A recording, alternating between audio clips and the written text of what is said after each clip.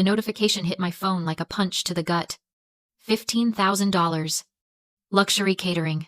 Lake Tahoe. Authorized 1 minute ago. I stared at the screen, my mind racing to catch up. I was in San Francisco. My wallet was in my purse, and I definitely hadn't ordered $15,000 worth of catering. Before I could even call the bank, a text message flashed across the top of my screen. It was my sister, Tiffany. I booked your house for my wealth and wellness retreat starting Wednesday. I used your card for the deposit since mine is frozen. Don't be petty. It's an investment. I read it twice. No question. No request. Just a demand, wrapped in an insult. I called my father, Robert, expecting outrage. Expecting him to tell me he'd handle it. Instead, he sighed. I promised her clients the house is ours. Bella, if you cancel, you humiliate me. Just let her have this one win. And just like that, the betrayal wasn't just financial. It was total. Has a family member ever spent your money without asking and then told you to calm down? Tell me in the comments, I need to know. I'm not the only one dealing with this level of audacity. I didn't scream. I didn't try to reason with a man who had clearly picked his favorite child decades ago. I just pressed the red end call button. The silence that filled my office wasn't peaceful. It was the heavy, suffocating silence of a bridge finally burning down. I looked at my calendar. Cancel everything. I texted my assistant. Family emergency. Then I grabbed my keys. The drive to Lake Tahoe usually took 4 hours. I made it in 3. The whole time. The hum of the engine was the only thing keeping me grounded, as the memories of every check I'd ever written played on a loop in my head. My name is Bella. I'm 29 years old. I didn't inherit my money. And I certainly didn't manifest it. I built a tech logistics company from a laptop in a dorm room while my friends were at parties. I traded my 20s for security. I traded sleep for stability. And for years, my family treated my bank account like a community chest. I thought about the $20,000 I gave Tiffany for her ethical clothing line 3 years ago. She spent it on a trip to Bali to find inspiration. When I asked for a business plan, Dad called me cold. He said I cared more about spreadsheets than my sister's soul. They laughed at me then, calling me stingy while spending my money. But they didn't know that every dollar they took was just buying them a front row seat to their own eviction. The house rose out of the darkness like a glass ship anchored in the snow. $3.5 million of steel, stone, and privacy.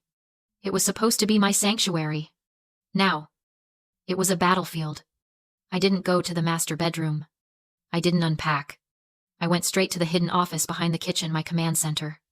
I sat down, opened my laptop, and brought up the smart home dashboard. The interface glowed with a soft blue light. Master code, delete. Guest access, revoke.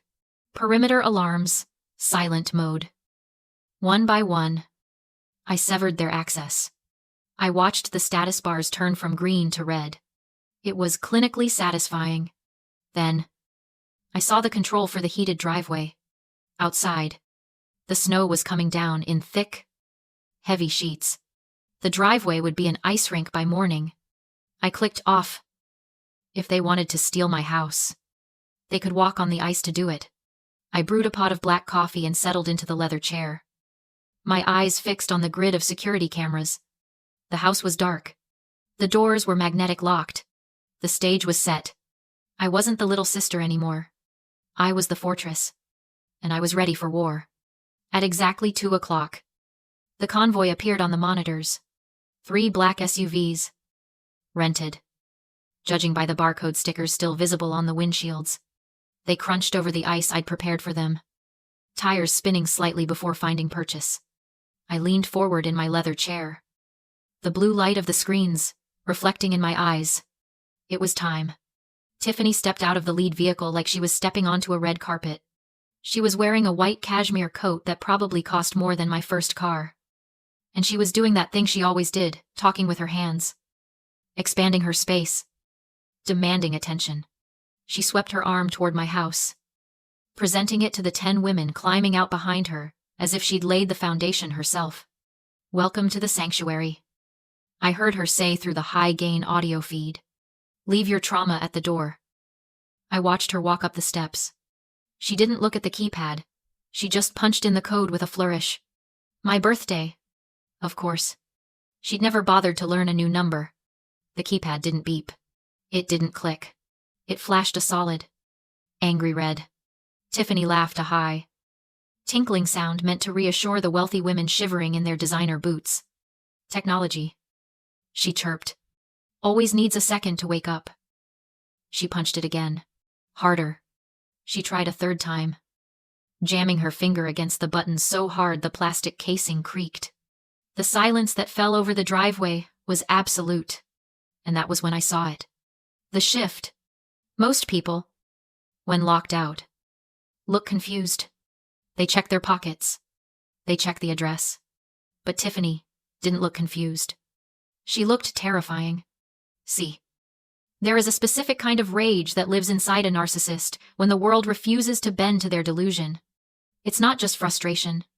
It's an injury. To Tiffany, that locked door wasn't a technical glitch. It was an insult. It was reality daring to contradict the story she had sold to these women, the story that she was powerful, wealthy, and in control. And when reality attacks a narcissist, they don't retreat. They explode. Her face contorted.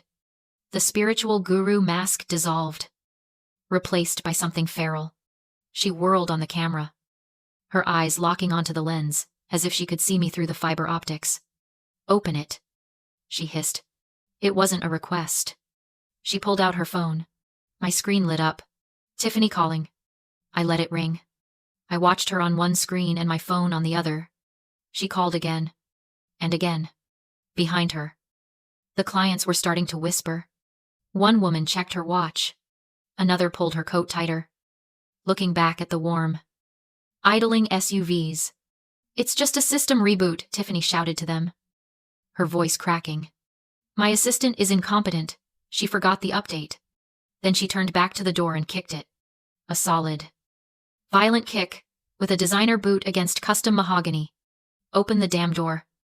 Bella? She screamed. Forgetting the audience. Forgetting the lie. I know you're doing this. Open it. She didn't look like my sister anymore. She looked like a cornered animal.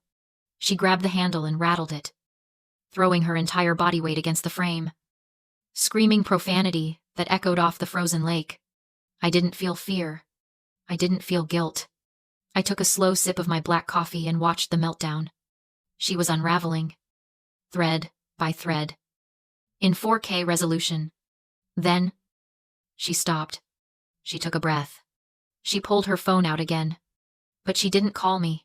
She dialed the one number she knew would always answer. Dad. She sobbed into the phone, the victim mask sliding back into place instantly. She locked me out. She's ruining everything. I set my coffee down. The siege had begun. 10 minutes. That was exactly how long it took for Robert's truck to skid into the driveway, fishtailing on the ice I'd created. He didn't park. He abandoned the vehicle sideways, blocking the exit, leaving the engine running and the headlights cutting through the gloom. I zoomed in with camera 3. My father didn't look like a concerned parent coming to mediate a dispute. He looked like a man who had lost control of his assets. He jumped out of the cab, slipping slightly on the frozen asphalt. But he didn't reach for a key. He reached into the truck bed and pulled out a 3-foot steel crowbar. My heart didn't race. It slowed down. It was the calm of a sniper taking a breath before the shot. Dad, Tiffany screamed, running toward him, her heels skidding. She changed the codes. She locked me out. Robert didn't hug her. He didn't ask if she was okay. He marched past her, his eyes fixed on the front door like it was a personal enemy. He walked right up to the custom-tempered glass that cost more than my first apartment, and he didn't knock. He swung. Crack. The sound was sickening. A spiderweb of white fractures exploding across the surface. The safety glass held, but it was ruined. Open this door.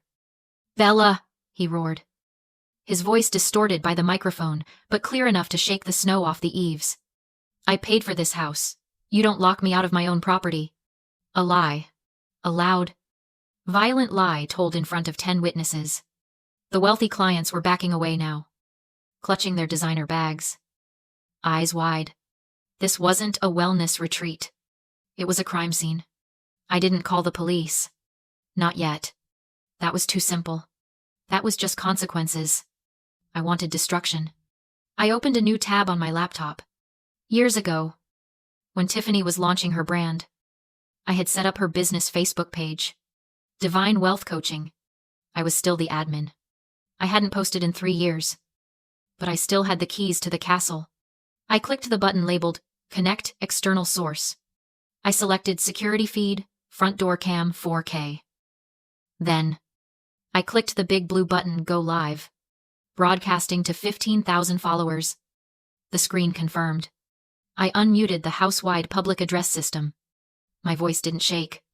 It filled the air outside, booming from the hidden speakers, like the voice of God. Attention. Guests. Everyone froze. Robert stopped mid-swing. The crowbar raised above his head. Tiffany spun around, looking for the source. Please check your phones, I said, my voice crisp and cold. You are currently live on Facebook. This is not a retreat. This is a burglary in progress. The reaction was instantaneous. 10 phones lit up. 10 women gasped as they saw themselves on their own screens, standing in the snow while a man attacked a door with a weapon. Tiffany does not own this home, I continued. She has defrauded you. I suggest you ask for your refunds immediately, before she is arrested. Chaos. You're live, one woman shrieked, covering her face. My husband is a lawyer, another yelled, turning on Tiffany. You said you owned this estate. Tiffany looked at her phone. She saw the viewer count ticking up, hundreds of people watching her father commit a felony in real time.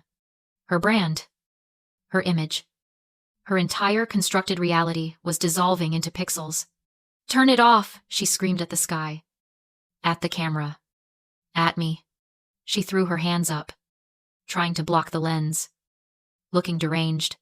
Bella. Turn it off. You're ruining me. Robert didn't care about the camera. He cared about control. He swung the crowbar again, shattering the panel as glass exploded across the porch. I'm coming in there, he roared on my monitor. I took a screenshot of his violent face. Perfect. Then I dialed 911. When the police arrived, Robert dropped the crowbar and transformed instantly from raging aggressor into a trembling, concerned father. Tiffany followed suit, crying softly, playing the victim. They claimed a misunderstanding. Robert handed the officer a lease. January 1st. My signature. Forged. The officer sighed. To him, it looked like a civil dispute. He ordered me to open the door. They thought they had won. I stepped outside holding a manila folder, not keys, not surrender. Inside was an employment contract. Tiffany was a live-in employee, under Nevada law, that made her housing a service tenancy. No job meant no right to stay. I fired her on the spot. The officer understood immediately. The lease collapsed. The loophole vanished. Robert snapped. He lunged first at me, then at the officer. That ended it. In seconds, he was face down in the snow, arrested for assault and burglary. Tiffany ran, then fought, and was cuffed as well, her live stream still broadcasting to thousands as her brand imploded in real time. When the cruisers disappeared down the mountain road, silence returned. Inside, I locked the door. My phone buzzed. Tiffany's card canceled. I blocked their numbers, stepped onto the balcony, and watched fresh snow erase their tracks. You can't choose your family, but you can choose who gets a key. And for the first time, it was mine alone.